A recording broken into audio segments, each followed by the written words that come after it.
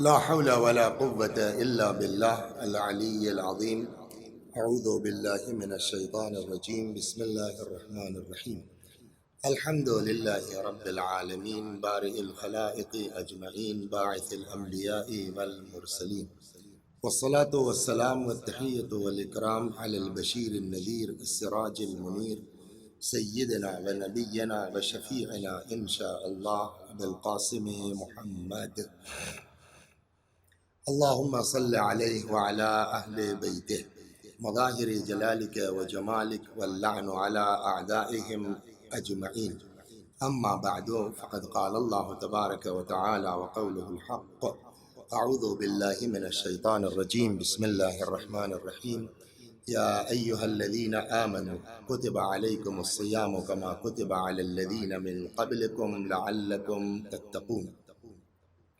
ارشاد حضرت احدیت جل وعلا ہوتا ہے کہ اے صاحبان ایمان، ہم نے تمہارے لیے روزے لکھ دیے ہیں اسی طریقے سے کما کتب علی الذین من قبلکم، جیسے تم سے پہلے والے لوگوں پر روزے لکھ دیے گئے تھے۔ اس کا مطلب یہ ہے کہ یہ روزہ صرف اسلام کے زمانے کی بات نہیں ہے، بلکہ یہ اسلام سے پہلے بھی خدا کی طرف سے دوسری امتوں پر بھی روزے واجب کیے گئے تھے، روزے لکھے گئے تھے۔ چنانچہ ایک چیز اگر آپ دیکھیں کہ اس روزے کے سلسلے میں جو نکات ہیں، یہاں جب بات ہوتی ہے تو ارشاد ہوتا ہے یا ایھا الذین آمنو، اے صاحبان ایمان، تمہارے لیے روزے لکھ دیے گئے ہیں۔ لیکن جب عام عبادت کی بات آتی ہے تو ارشاد حضرت حق ہوتا ہے اسی قرآن مجید میں یا ایھا الناس اعبدوا ربکم الذی خلقکم، اے لوگو، اے انسانوں، عبادت کرو اس رب کی جس نے تم کو پیدا کیا ہے اور تم سے پہلے والے لوگوں کو بھی خلق کیا ہے۔ مطلب کیا ہوا؟ یعنی عام عبادتوں کی جب بات آتی ہے تو اللہ انسانوں سے خطاب کرتا ہے، لیکن جب روزے کی بات آتی ہے تو ارشاد ہوتا ہے یا ایھا الذین آمنو، اے صاحبان ایمان، یعنی بقیہ عبادتیں ہماری انسانیت کو ظاہر کرتی ہیں اور روزہ ہمارے ایمان کو ظاہر کرتا ہے۔ اور وجہ اس کی صاف ہے کہ کوئی بھی عبادت ہو، ہر عبادت میں دکھاوا، نام و نمود، ریاکاری، مکاری، دکھاوا ممکن ہے ہر عبادت میں سوائے روزے کے۔ ہم نماز پڑھ رہے ہیں، گھر میں ہے، مسجد میں ہے، اکیلے ہیں، بسم اللہ الرحمن الرحیم الحمدللہ رب العالمین الرحمن، لیکن جیسے ہی کوئی آیا ہمارا انداز بدل گیا، ایاک نعبد و ایاک، رو رو کر کے۔ یہ کیا ہے؟ یہ مکاری نہیں ہے تو کیا ہے؟ حج ہے، چلے جا رہے ہیں کائے کے لیے کہ بھائی دنیا کو حاجی کہا جا رہا ہے، مجھ کو بھی لوگ حاجی کہیں۔ یا میں ممبر سے پوچھ رہا صاحب میں نے آپ کو جو 100 روپے دیا تھا اس غریب کو دینے کے لیے دے دیا آپ نے؟ یہ کیوں پوچھ رہے ہیں ممبر سے آپ؟ تاکہ دنیا کو بتا سکیں کہ میں بھی غریبوں کی مدد۔ تو کوئی بھی، چاہے وہ غریب پروری ہو، چاہے وہ نماز ہو، چاہے وہ حج ہو، ہر عبادت میں دکھاوا ممکن ہے، ریاکاری ممکن ہے سوائے روزے کے۔ ہو سکتا ہے چلیے ہم آپ کے سامنے نہیں کھا پی رہے ہیں، ظاہر کر رہے ہیں روزہ، لیکن جس وقت ہم گھر پہ تنہا ہیں، اکیلے ہیں، کوئی نہیں ہے اور شدید گرمی ہے، مئی جون کا مہینہ، تب تو ہم جو ہے وہ پیاس برداشت میں ایک گلاس پانی پی سکتے ہیں۔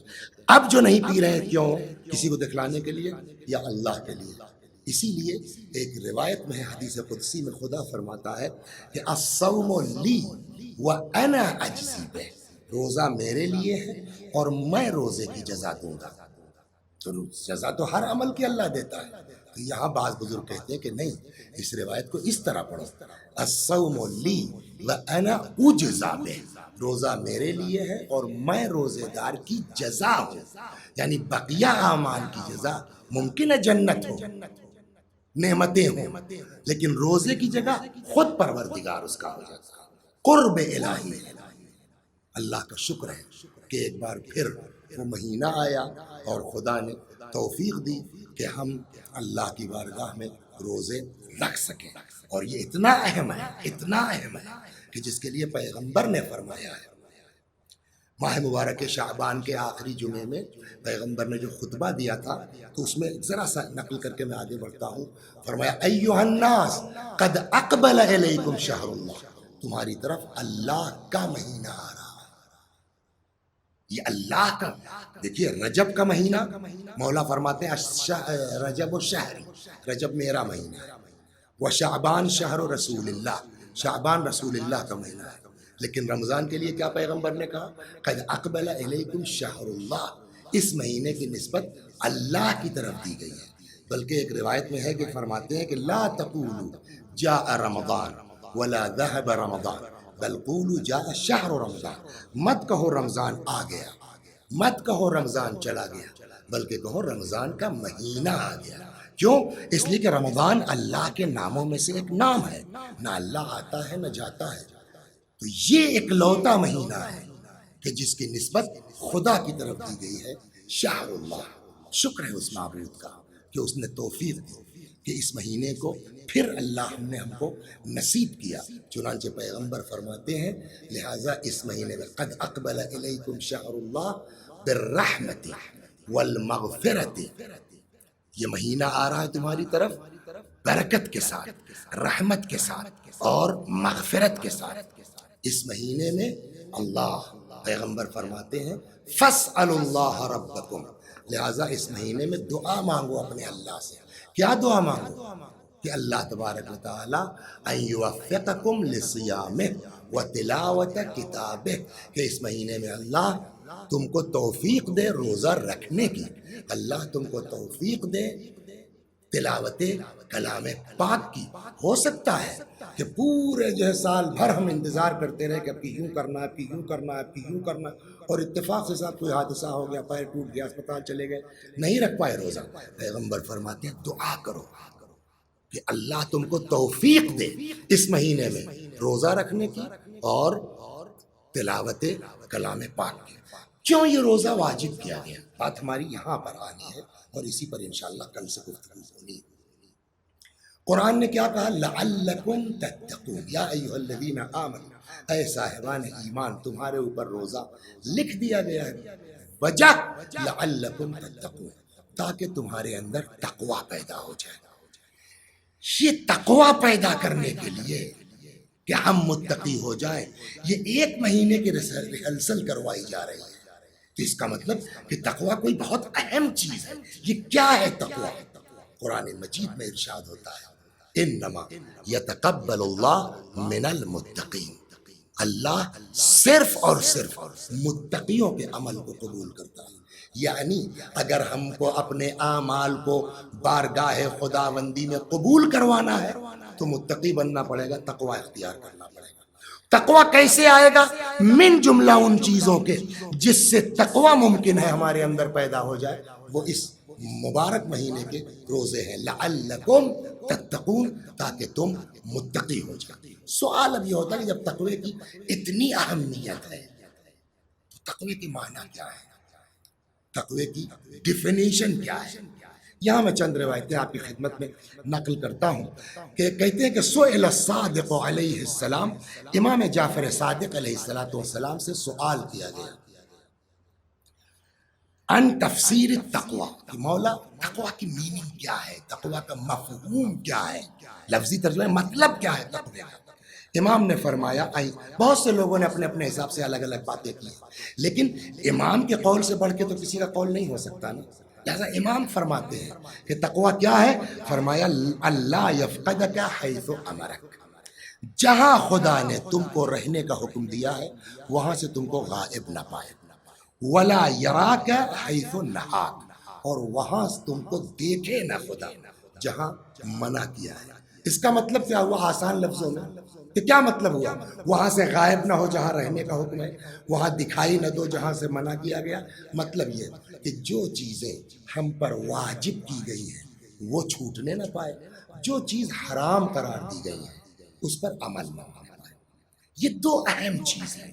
اس کے بعد مستحبات، جس کو جتنی توفیق ہے جتنا پڑھ سکے پڑھے، اچھی بات ہے، لیکن کثرت عبادت سے کوئی فائدہ نہیں ہے اگر ہم گناہ سے نہیں رک پا رہے ہیں، تو اگر ہم واجب نہیں ادا کر پا رہے ہیں تو مستحبی عمل سے بھی کوئی فائدہ نہیں ہے۔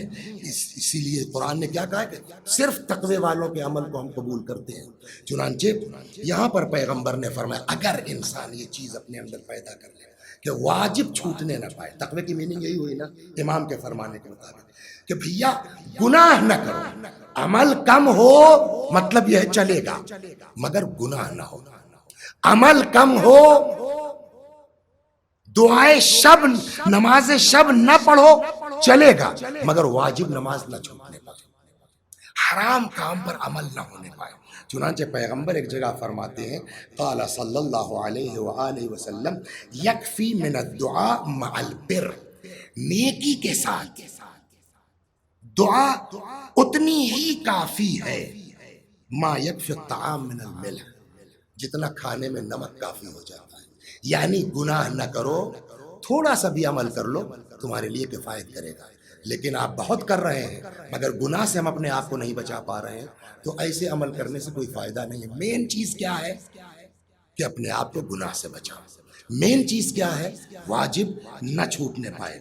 چنانچہ اتنی اہمیت ہے, میں نے کہا نا ہو سکتا ہے آپ کو عجیب لگی ہو یہ بات کہ بھیا نماز شب نہ پڑھو چلے گا مگر واجب نمازیں نہ چھوٹنے پائے. چنانچہ یہاں امام جعفر صادق علیہ السلام فرماتے ہیں کہ ایک گناہ کا چھوڑنا کتنا اہم ہے. فرماتے ہیں ان ابی عبداللہ علیہ السلام, امام صادق علیہ السلام فرماتے ہیں ترک لقمۃ الحرام, ایک لقمہ حرام کا ترک کر دینا, چھوڑ دینا, احب الی اللہ من الصلاۃ 1000 رکعہ تطوعا, 2000 معمولی چیز نہیں ہے. اور یہ میرا جو امام کا جملہ ہے, اور کہاں سے نقل کیا, عدت الداعی کتاب کا نام ہے, اس سے انہوں نے یہ روایت نقل کی ہے. امام صادق علیہ السلام فرماتے ہیں کہ ترک لقمۃ الحرام, ایک لقمہ حرام کا اوائڈ کر جاؤ, 2000 مستحب رکعتوں سے زیادہ پسندیدہ ہے خدا کے نزدیک. مت پڑھو یہ مستحبی نماز مگر حرام مت کھاؤ. ترک لقمۃ الحرام, ایک لقمہ حرام کا چھوڑ دینا, احب الی اللہ, زیادہ محبوب ہے خدا کو, من صلاۃ 1000 رکعہ, 2000 رکعتیں کیسی, مستحبی. یا دوسری جگہ ارشاد ہوتا ہے جدو وجتہدو, محنت کرو, کوشش کرو, لگے رہو. وَإِن لَمْ تَعْمَلُوا فَلَا تَعْصَوْا, عمل اگر زیادہ نہیں بھی کر پا رہے ہو تو کوشش کرو, لگے رہو کہ لا تعصوا, گناہ نہ ہونے پائے. اب میں آپ کو ایک مثال دیتا ہوں. مثال کیا دیتا ہوں, یہ روایت ہی میں وہ مثال ہے. مثلا فرض کیجئے میں کوئی مکان بنانے جا رہا ہوں, ایک آدمی ہے وہ صاحب جو ہے 50 مزدور اور مستری اور لا کر کے دن بھر میں صاحب جو ہے وہ اچھی خاصی دیوار کھڑی کر, اور شام کو ایک بلڈوزر آیا, اس نے ایک ہلکا سا دھکا مارا, ساری دیوار گر پڑے. روز یہی کام کرے آدمی, زندگی میں اس کا مکان تیار ہو سکتا ہے, اس کی دیوار بن سکتی ہے. گناہ کا حال یہی ہے کہ ہم نیکی کرتے ہیں اور ایک گناہ کر دیتے ہیں, یعنی ساری نیکیوں پر بلڈوزر چلا دیتے ہیں, لیکن اس کے برخلاف مختصر کر رہے ہیں. ہم یہاں ملازمت کرتے ہیں, 4-5 بجے چھٹی ہوتی ہے, غریب آدمی ہے, نہیں اتنا انتظام کر پاتے ہیں تو صاحب کچھ اینٹیں منگا رکھی ہیں, کچھ تھوڑا بہت سیمنٹ ہے, بالو ہے, خود ہی بیٹھ جاتے ہیں. روزانہ 5 اینٹیں اپنے ہاتھ سے رکھ دیتے ہیں, صرف 5 اینٹیں. مہینے میں کتنی اینٹیں رکھ ڈالی ہم نے, 150. سال بھر میں کتنی ہو گئی, بڑا 1800, 1500, 1800, 2000 اینٹیں ہو گئی. 10 سال میں کتنی ہو جائے, یعنی لاکھ کمزور. 5-5 اینٹیں رکھی, 2 سال 4 سال 6 سال 10 سال کے بعد ہماری دیوار مکمل ہو جائے گی.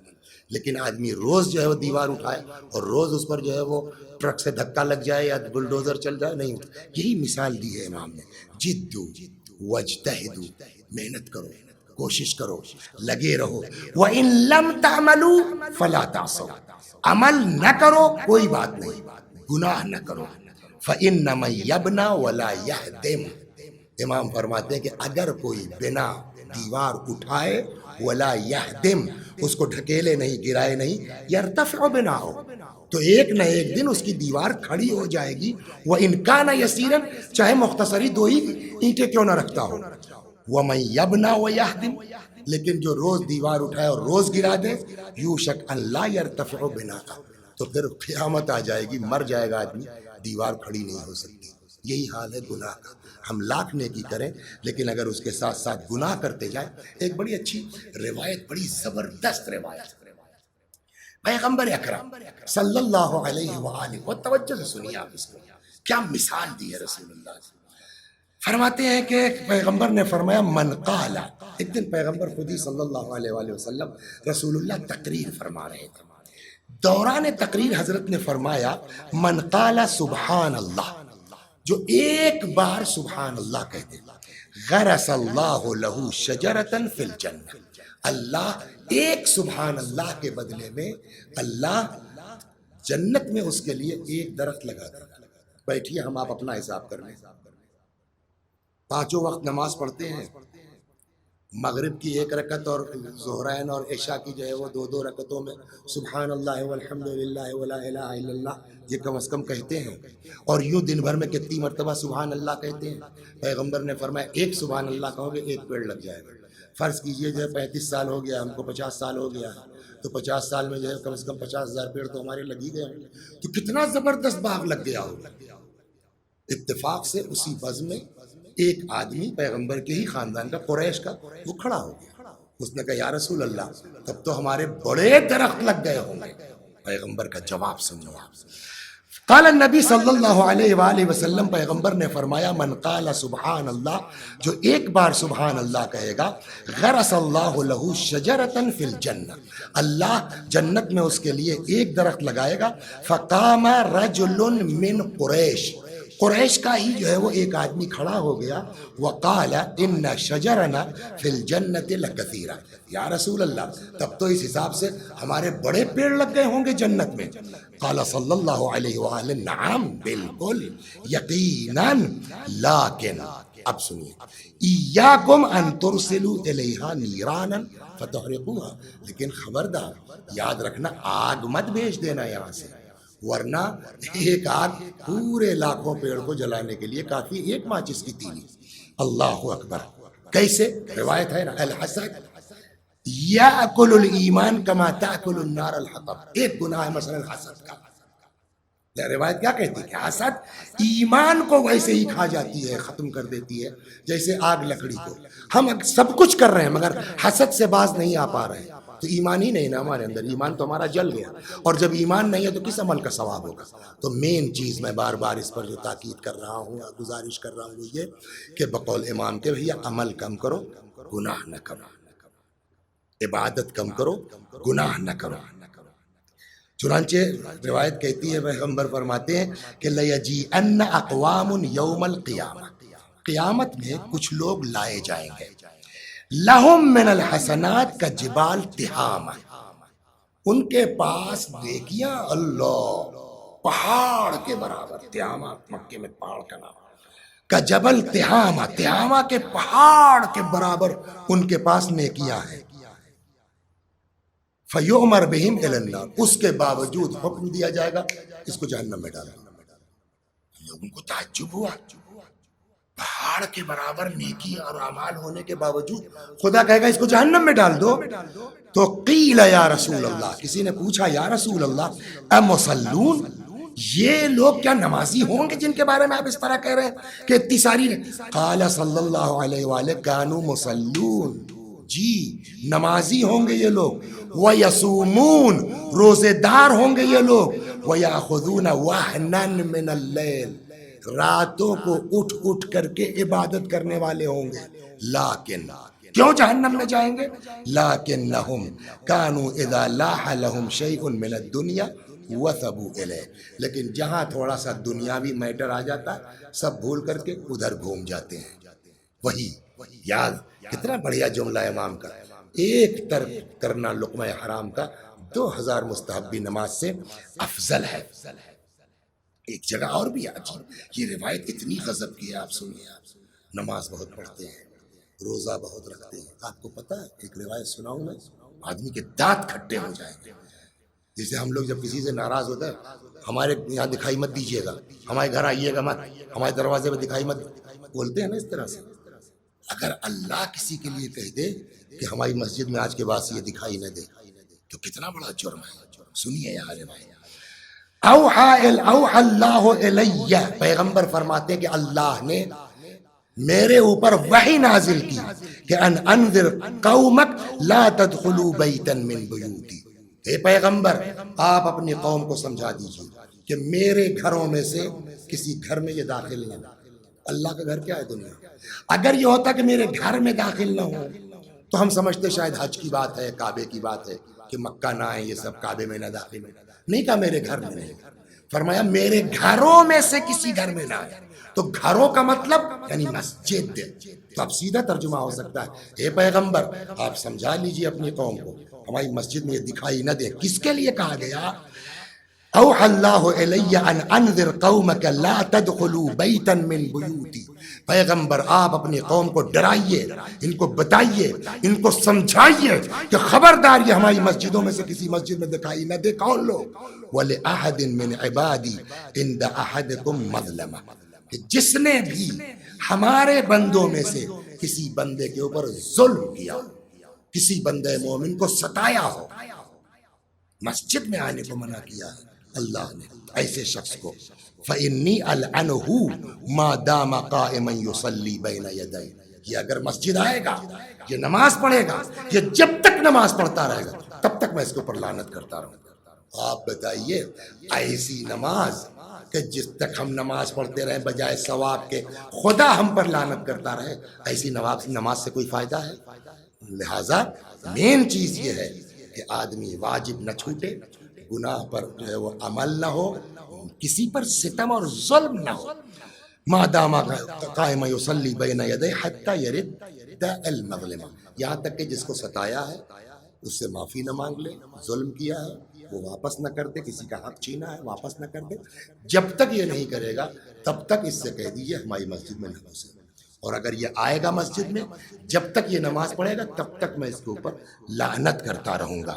ایک روایت میں اور ہے، ارشاد ہوتا ہے ان للہ ملکن، اللہ کا ایک فرشتہ ہے، ینادی علی بیت المقدس، بیت المقدس سے روز آواز لگاتا ہے، کل لیلت، ڈیلی رات کو بیت المقدس سے ایک فرشتہ اللہ کا آواز لگاتا ہے، کیا؟ من اکل حرامن، جو حرام کھائے گا، لم يقبل اللہ منہ صرفا ولا عدلا، اللہ نہ اس کا مستحب قبول کرے گا نہ اللہ اس کا واجب قبول کرے گا۔ ایک جگہ اور روایت میں ہے، فرماتے ہیں کہ لو صلیتم حتی تکونوا کالاوتاد، اتنی نماز پڑھو، اتنی نماز پڑھو کہ تم سوکھی لکڑی ہو جاؤ،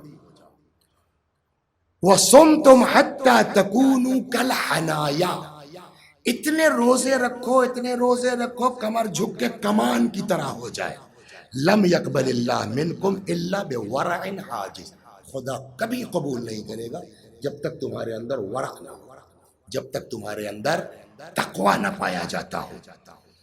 انہی امام سے یہ بھی نقل ہے، اللہ اکبر، فرماتے ہیں کہ مر موسیٰ علیہ السلام برجل من اصحابہ وہو ساجد، کتنی زبردست نماز اس کی تھی، یہ سنیے کہ جناب موسیٰ علیہ السلام جا رہے تھے کہیں، ایک صحابی کے پاس سے اپنے گزر ہوا تو دیکھا کہ وہ کیا ہے، سجدے میں ہے، وہو ساجد، وانصرف من حاجتہ وہو ساجد، اور جب اپنا کام کر کے پلٹے، پتہ نہیں 1 گھنٹے بعد پلٹے، 4 گھنٹے بعد پلٹے، 6 گھنٹے بعد پلٹے، نہیں معلوم۔ روایت میں اتنا ہے کہ جناب موسیٰ علیہ السلام جا رہے تھے، اپنے صحابیوں میں سے کسی صحابی کو دیکھا کہ سجدے میں، وانصرف من حاجتہ، اور اپنا کام کر کے جب پلٹے تو دیکھا وہو ساجد، تب بھی وہ سجدے کے عالم میں، فقال لو كانت حاجتک بیدی لقضیت عنک، موسیٰ نے کہا اگر تیرا میٹر میرے ہاتھ میں ہوتا، تیری حاجت میرے بس میں ہوتی تو میں ایک دم تیری حاجت پوری کر دیتا، اتنا سجدہ دیکھ کر کے۔ فَأَوْحَى اللَّهُ إِلَيْهِ، اللہ نے موسیٰ علیہ السلام پر وحی نازل کی، یا موسیٰ لو سجد حتی قطع عنق، اتنا سجدے میں پڑا رہے کہ گردن الگ ہو جائے، میں اس کی حاجت پوری نہیں کر سکتا جب تک کہ یہ اس چیز سے باز نہ آ جائے جس کو میں پسند نہیں کرتا۔ یعنی بات وہی ہے کہ آدمی جب تک گناہ نہیں چھوڑے گا تب تک کوئی فائدہ نہ تمہارے سجدے سے ہے مولوی صاحب، نہ تمہاری نماز سے ہے۔ اللہ اکبر۔ اسی لیے کہتے ہیں اصل الدین الورع، دین کی جڑ، دین کی بنیاد ورع، تقوی ہے۔ سمجھ گیا؟ کن ورعا تکن اعبد الناس، چاہتے ہو نا کہ سب سے بڑے عابد بن جاؤ، پوری رات عبادت کی ضرورت نہیں ہے، کن ورعا، متقی بن جاؤ، سب سے زیادہ عبادت گزار ہو جاؤ گے۔ یہ چیز ہے اصل اہم تقوی کی۔ اللہ اکبر۔ ایک صاحب ہے سلیمان ابن خالد، سلیمان ابن خالد چھٹے امام کے زمانے میں تھے۔ سلیمان بھائی کہتے ہیں کہ سألت ابا عبداللہ علیہ السلام، میں نے امام جعفر صادق علیہ السلام سے پوچھا عن قول اللہ عز وجل، اللہ کے اس فرمان کے مطابق، اس آیت کے مطابق کہ جہاں ارشاد وَقَدِمْنَا إِلَى مَا عَمِلُوا مِنْ عَمَلٍ فَجَعَلْنَاهُ هَبَاءً مَنْثُورًا، کہ بہت سے لوگ ہیں کہ جو عمل لے کے آئیں گے لیکن عمل میں ان کے کوئی صاحب بالکل بکھر جائے گا ہوا میں، جیسے ریت اڑ جاتی ہے، ہباء منثورا، کوئی فائدہ نہیں ہوگا۔ میں نے اس آیت کے بارے میں پوچھا، اللہ اکبر، امام سے کہ مولا کیا مطلب ہوا اس کا؟ قال علیہ السلام، امام صادق علیہ السلام نے فرمایا اما واللہ وَإِن كَانَ أَعْمَالُهُمْ أَشَدُّ بِيَاضًا مِنَ الْقَبَاطِ وَلَكِنْ كَانُوا إِذَا عَرَضَ لَهُمْ حَرَامٌ لَمْ يَدْعُوا، اعمال تو ان کے بہت ہوں گے لیکن جب کوئی حرام میٹر آ جاتا تھا اس کو چھوڑ نہیں پاتے تھے۔ ان کے لیے خدا فرما رہا کہ چاہے جتنا عمل لے کے آؤ گے ہباء منثورا ہو جائے گا، صاحب جیسے ریت ہوا میں بکھر جاتی ہے، کچھ ہاتھ نہیں آتا، تمہارے کچھ ہاتھ نہیں آئے گا۔ اللہ اکبر۔ ایک روایت میں اور اللہ اللہ فرماتے ہیں، قال ابو عبداللہ علیہ السلام، امام جعفر صادق علیہ السلام فرماتے ہیں اوحى اللہ تعالی الی موسیٰ، اللہ تبارک و تعالی نے حضرت موسیٰ پر وحی نازل کی کہ فرماتے ان عبادی لم یتقربوا الی بشیء احب الی من ثلاث خصال، بندے جو ہم اعمال بجا لاتے ہیں، نماز ہی پڑھتے ہیں تو نماز میں ہم کیا نیت کرتے ہیں؟ 2 رکعت نماز پڑھتے ہیں صبح کی، کائے کے لیے؟ قربتاً الی اللہ، اللہ کی۔ تو سارے اعمال خیر یا اعمال نیک جو ہم بجا لاتے ہیں وہ کائے کے لیے؟ اللہ کی قربت کے لیے نا۔ اللہ فرماتا ہے کہ 3 چیزیں ایسی ہیں کہ جس کے ذریعے سے بندہ جتنا ہمارے قریب ہوتا ہے اتنا اور کسی چیز سے ہم سے قریب نہیں ہوتا۔ قال موسیٰ علیہ السلام یا رب وما ہن، پالنے والے وہ 3 چیزیں کیا ہیں؟ اللہ نے کیا کہا کہ جتنا ان 3 چیزوں سے بندہ میرے قریب ہوتا ہے اتنا اور کسی چیز سے بندہ میرے قریب نہیں ہوتا۔ موسیٰ علیہ السلام نے پوچھا یا رب وما ہن، کیا ہے وہ 3 چیزیں؟ قال اللہ تعالی یا موسیٰ الزہد فی الدنیا، دنیا سے بے نیاز ہونا، زاہد، زہد، وہ بھی والورع عن المعاصی، اور گناہوں سے بچنا۔ سب سے زیادہ قریب آدمی کب ہوتا ہے اللہ سے؟ گناہوں سے بچے۔ والبکاء من خشیتی، اور وہ بندہ جو میرے خوف میں گریہ کرتا ہے، جو میرے خوف میں روتا ہے۔ قال موسیٰ علیہ السلام، موسیٰ علیہ السلام نے پھر سوال کیا یا رب ما لمن صنع ذا، اگر کوئی یہ 3 کام کر لیتا ہے تو اس کے ساتھ کیا کرے گا؟ یعنی زاہد ہو، گناہوں سے بچتا ہو، تیرے خوف میں گریہ کرتا ہو، اگر کوئی تینوں یہ کام کرتا ہے تو اس کے ساتھ کیا کرے گا؟ ما لمن صنع ذا فاوحى اللہ تعالی الیہ، اللہ نے موسیٰ پر وحی نازل کی کہ اما الزاہدون فی الدنیا ففی الجنہ، جو زاہد لوگ ہیں دنیا میں ان کے لیے جنت پکی۔ واما البکاؤن من خشیتی، جو میرے خوف میں گریہ کرتے ہیں، ففی الرفیع الاعلی لا یشارکہم فیہ احد غیرہ، وہ رفیق اعلی میں، اس سے بھی بلند جگہ پر ہوں گے جہاں کوئی نہیں پہنچ سکتا ہے۔ وَأَمَّا الْوَرِعُونَ عَنْ مَعَاصِ اللَّهِ، اور تیسرے وہ لوگ کہ جو اللہ کے گناہ سے اپنے آپ کو محفوظ رکھتے ہیں، کنٹرول کرتے ہیں، فَإِنِّي أُفَتِّشُ النَّاسِ وَلَا أُفَتِّشُ، سب کی چیکنگ ہوگی، سب کی تفتیش ہوگی، سب کا حساب ہوگا، لیکن جو گناہ سے اپنے آپ کو بچا کے رکھے گا اس کا حساب و کتاب نہیں کرنا۔ تو اب توجہ فرمائی آپ نے کہ کس قدر اہمیت ہے گناہ کرنے کے بعد آدمی چاہے جتنا نیکی کرے کوئی فائدہ نہیں. ایک آپ کو میں لطیفہ سنا دوں اس سلسلے میں اور زحمت آپ کی ختم کر دیں انشاءاللہ. امام جعفر صادقی علیہ السلام کے زمانے کی بات ہے. کوئی آدمی تھا، اسپیچ بہت اچھی ہوتی تھی، بہت بڑھیا بولتا تھا، کیا زبردست تقریر کرتا تھا. لوگوں نے آ کر کے امام علیہ السلام نے چھٹے امام سے بڑی تعریف کی. صاحب کیا بولتا ہے، کیا فلو ہے اس کے بیان میں، زبردست ہے. اتنا زیادہ لوگوں نے بیان کیا کہ حضرت کو اشتیاق ہوا کہ بھائی میں بھی ذرا سنوں یہ کیا تقریر کرتا ہے، اتنا بڑھیا بولتا ہے کہ لوگ اتنی واہ واہ کرتے ہیں. تو ایک دن امام علیہ السلام اس کے لیکچر میں پہنچ گئے خود. اس طرح سے کوئی حضرت کو پہچاننے نہ پائے، ناشناس طریقے سے امام علیہ السلام بھی اس کے درس میں پہنچ گئے، اس کے لیکچر میں. واقعی بڑھیا بولتا ہے صاحب، کیا فلو ہے. جب اس کی اسپیچ ختم ہو گئی، پبلک چلی گئی، وہ اپنے راستے چلا. تو امام نے کہا کہ بھائی بولتا تو بہت اچھا ہے، ذرا دیکھا جائے کہ یہ کرتے کیا ہے. اللہ اکبر، اللہ اکبر. تو اب امام جو ہے اس کے پیچھے پیچھے ہو لیے، اس کو پتا نہیں کہ امام مجھ کو واچ کر رہے ہیں. امام نے دیکھا کہ کہیں سے اس نے ایک چیز چرائی، مثلا روٹی، کتاب کی بات نہیں، مثال کے طور پر. آگے پہنچا وہاں سے کچھ اور چیز چرا لی اس نے، آگے پہنچا وہاں سے کچھ اور چیز چرا لی، بعض کہتے ہیں 3، بعض کہتے ہیں 4 جگہ سے، اور اس کو لے جا کے پھر غریبوں میں بانٹ دیا. مثلا یہاں سے روٹی لی، یہاں سے سیب لے لیا، وہاں سے کیلا جو ہے اس کے ٹھیلے پر سے دھیرے سے اٹھا لیا، اور اس کے بعد جو فقیر لوگ بیٹھے تھے مثلا کہیں، جا کے ان کو سیب دے دیا، ان کو کیلا دے دیا، ان کو روٹی دے دی. جب اس نے یہ کام کر لیا تب امام علیہ السلام نے اپنے آپ کو ظاہر کیا. آئے یہاں آؤ، جی فرمائیے، یہ تم کیا کر رہے تھے؟ تم نے وہاں سے یہ چرایا، تم نے وہاں سے یہ چرایا، تم نے وہاں سے یہ چرایا، اور اب لا کر کے اسی چوری کے مال کو تم غریبوں میں بانٹ رہے ہو. تو وہ کہنے لگا یہ بتائیے آپ کون ہیں؟ ایک جملہ میں پہلے کہہ دوں، اکثر کہتا ہوں اپنی مجلسوں میں، مطالعہ ہونا چاہیے. آدمی کو اپنے علم میں اضافہ کرنا چاہیے، کوشش کرتے رہنا چاہیے، لیکن اسی کے ساتھ ساتھ یہ دعا بھی ہونی چاہیے کہ اللہ ہم سب کو اہل بیت کے مقابلے میں اپنی اوقات میں رکھے. ورنہ جب آدمی اوقات بھولتا ہے 4 لفظ پڑھنے کے بعد تو اس کا یہی حشر ہوتا ہے جو میں آپ کو سنانا چاہ رہا ہوں. امام نے کہا تم ایسا کیوں کر رہے تھے؟ یہاں چوری کی، وہاں چوری کی، وہاں چوری کی، اب لا کے چوری کا مال غریبوں میں بانٹ رہے ہو. اس نے کہا آپ کون ہیں؟ امام نے اپنا نام بتایا، میں جعفر ابن محمد سلام اللہ علیہ. تو وہ کہتا ہے جعفر ابن محمد.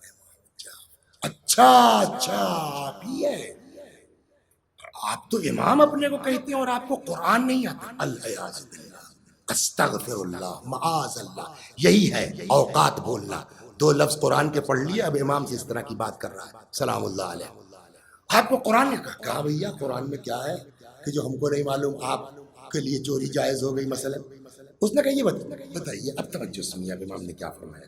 یہ بتائیے کیا قرآن میں لکھا ہے کہ نہیں من جاء بالحسنۃ فلہ عشر امثالھا، جو ایک نیکی لے کے آئے گا اس کو ایک کے بدلے میں ہم 10 گنا دیں گے. قرآن میں ہے کہ نہیں؟ امام نے فرمایا بالکل. اچھا بھائی قرآن سے کون انکار کر سکتا ہے؟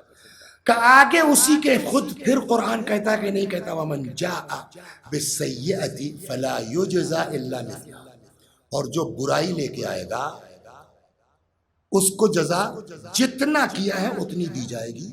وہم لا یظلمون، ان پر کوئی ظلم زیادتی نہیں ہوگی، جتنا کیا اتنی سزا. یعنی کیا مطلب؟ نیکی کا 1 کا بدلہ 10 اور برائی کا 1 کا بدلہ 1، سیم. اب اگر ہم نے 3 جگہ چوری کی تو کتنا گناہ لکھا جائے گا میرے اکاؤنٹ میں؟ 3. لیکن ہم نے جو 3 غریبوں کی مدد کی تو 1 نیکی کا کتنا لکھا جائے گا؟ 10. 3 نیکی ہم نے کی، 3 غریبوں کی مدد کی، کتنی نیکی ہو گئی؟ 30. 3 گنا مائنس کر دیجئے آپ. یہ ہے بغیر اہل بیت کے قرآن پڑھنے کا حشر. یہ ہے تبھی تو رسول اللہ فرما کے گئے تھے انی تارکن فیکم الثقلین کتاب اللہ و عطرتی اہل بیتی، میں تمہارے درمیان دو چیزیں چھوڑ کے جا رہا ہوں، ایک اللہ کی کتاب، دوسرے میری عطرت جو میرے اہل بیت میں ہے۔ صحیح مفہوم قرآن کا اہل بیت کے علاوہ کون بتا سکتا ہے؟ 3 گناہ کیا میں نے، ٹھیک، 3 نیکی کی میں نے، 3 گناہ کا 3 اور 3 نیکی کا 30، 3 مائنس کر دیجئے کتنا بچا؟ 27۔ ٹھیک کہ تو ہم گھاٹے میں ہیں کہ فائدے میں؟ امام نے فرمایا یہ آیت تجھ کو دکھائی پڑ گئی کہ 1 کا بدلہ 1 اور 1 کا بدلہ 10 اور تم نے 27 نفع دکھلا دیا، اور تم کو قرآن میں وہ آیت نہیں دکھائی پڑی جہاں اللہ نے پہلے ہی فرما دیا ہے، یہ جناب آدم اور کے دونوں بیٹوں کے درمیان کی داستان ہے کہ جب حابیل کو دھمکی دی جو ہے وہ قابیل نے کہ لاقتلنک، میں مار ڈالوں گا تم کو، تو جناب حابیل نے جواب دیا تھا کہ لئن بسطت الی یدک لتقتلنی ما انا بباسط یدی الیک لاقتلک، اگر تم اپنا ہاتھ بڑھاؤ گے میرے قتل کے لیے تو یاد رکھو میں اپنا ہاتھ نہیں بڑھاؤں گا تمہارے مرڈر کے لیے، کیوں؟ انی اخاف اللہ رب العالمین، اس لیے کہ میں اپنے پروردگار سے ڈرتا ہوں، اپنے اللہ سے ڈرتا ہوں، تو جو اللہ سے ڈرتے ہیں نا ان کے انتقام کا جذبہ نہیں ہوتا۔ اس کے بعد جو جناب حابیل نے قابیل کو سمجھایا وہ یہی آیت ہے جو قرآن نے نقل کے سورہ مبارک بقرہ میں، انی اخاف اللہ رب العالمین، میں اس لیے تم کو قتل نہیں کر سکتا کہ میں اپنے اللہ سے ڈرتا ہوں، اور اس کے بعد مرتے مرتے اس بھائی کو جو قتل کی دھمکی دے رہا ہے اور آخر میں قتل ہی کر دیا، سمجھا کے گئے انما یتقبل اللہ من المتقین، اللہ صرف اور صرف متقیوں کے عمل کو قبول کرتا ہے۔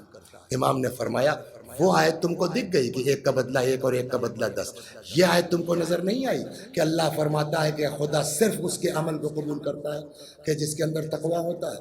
جب تم نے چوری کر لی گناہ کر لیا، اور جب گناہ کر لیا تو تقوی ختم ہو گیا، اس لیے کہ امام نے یہی فرمایا نا کہ اصل تقوی ہے آدمی گناہ سے بچے، جب تم نے گناہ کر لیا تقوی ختم ہو گیا، اور جب تقوی ختم ہو گیا تو لاکھ نیکی کرو، اللہ صرف متقیوں کے عمل کو قبول کرے گا، تمہارا عمل قابل قبول نہیں ہوا تو 3 گناہ تمہارے اکاؤنٹ میں رہ گیا، ثواب 0 ہو گیا۔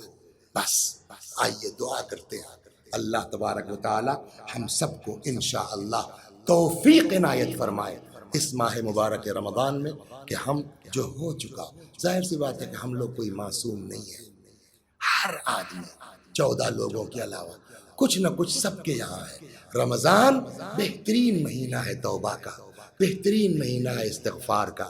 پیغمبر نے فرمایا ایھا الناس قد اقبل الیکم شہر اللہ بالبرکۃ والرحمۃ والمغفرہ، تمہاری طرف اللہ کا مہینہ آ رہا ہے برکت کے ساتھ، رحمت کے ساتھ، مغفرت کے ساتھ۔ یا اللہ ماہ مبارک رمضان کا واسطہ ہم کو اپنے گناہوں سے توبہ کرنے کی توفیق عنایت فرمائے۔ انشاءاللہ اب اسی سلسلے میں جو متقی ہوگا وہ کیسا ہوگا، اس کے صفات کیا ہے، یہ مقدمہ آج کا ختم ہوا۔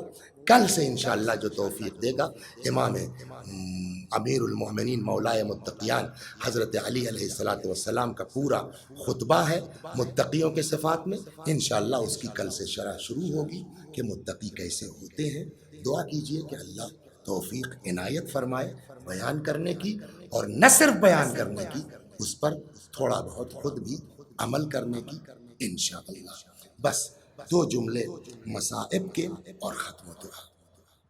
مصائب میں دیکھیے ایک بزرگ عالم گزرے ہیں، مرحوم آیت اللہ العظمی آغا مرعشی النجفی رحمت اللہ علیہ رضوان اللہ علیہ۔ جناب مرعشی النجفی رحمت اللہ علیہ کا جب انتقال ہو گیا تو ان کے مرنے کے بعد ان کا وصیت نامہ جب دیکھا گیا تو موت سے لے کے دفن تک 3 بار مجلس کی وصیت کی ہے، مرجع نے مصائب کی وصیت کی ہے۔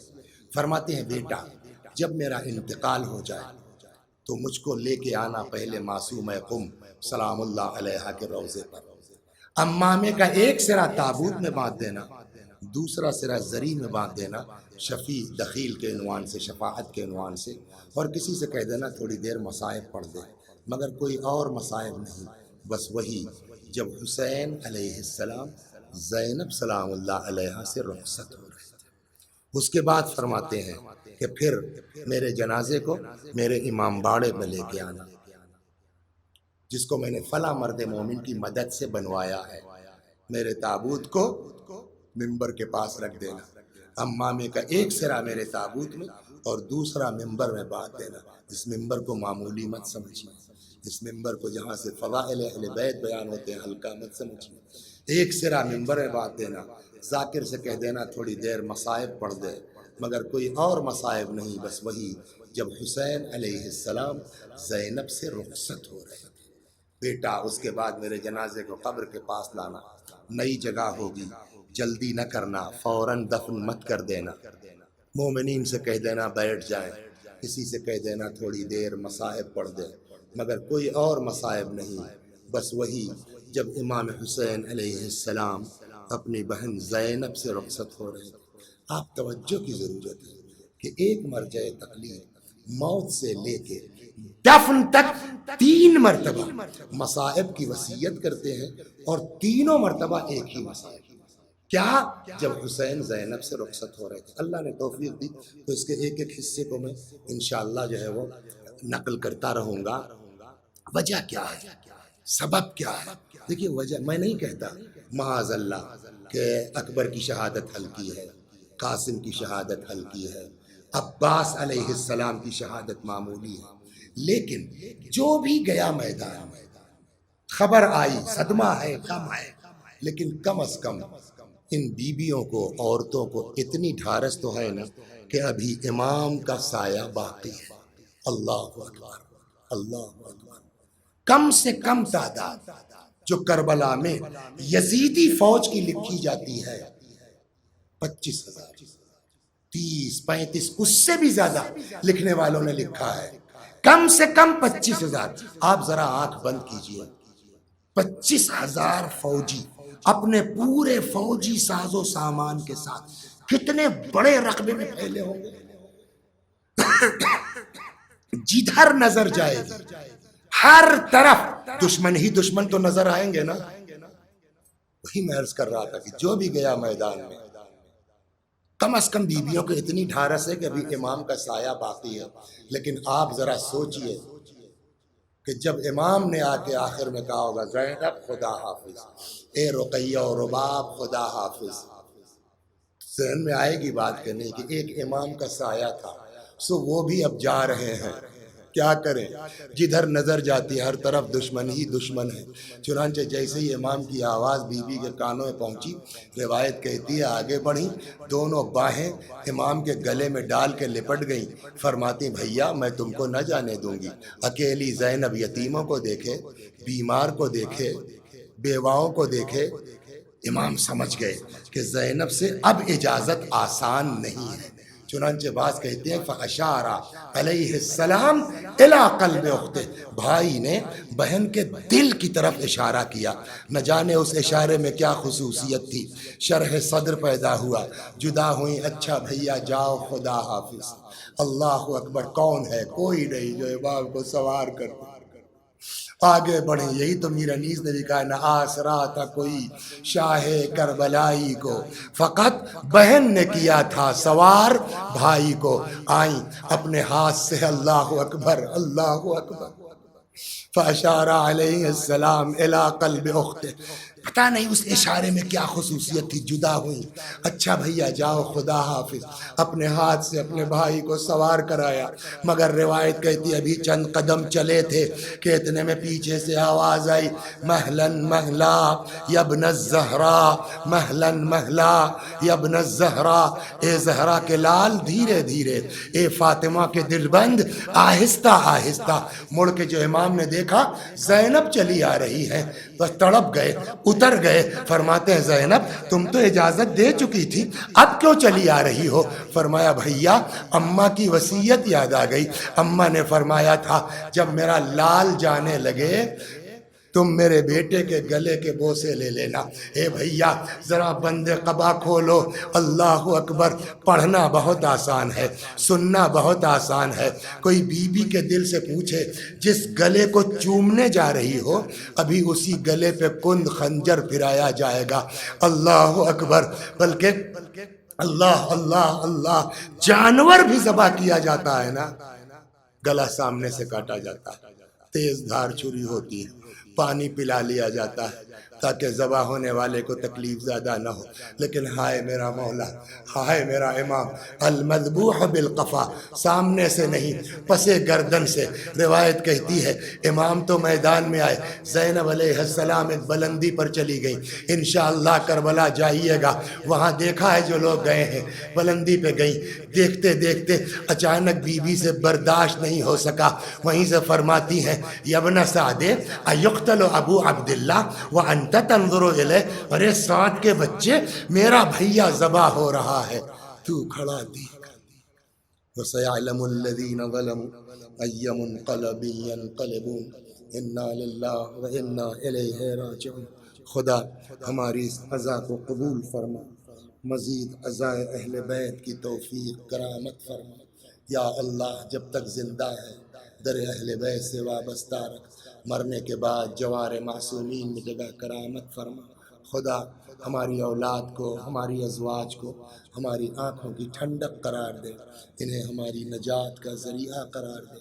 ہمارے مولا، ہمارے آقا، ہمارے مالک، ہمارے صاحب، ہمارے سید و سردار امام زمانہ کو ہم سے راضی اور خوشنود فرما، حضرت کے ظہور میں تعجیل فرما۔ وآخر دعوانا ان الحمد للہ رب العالمین۔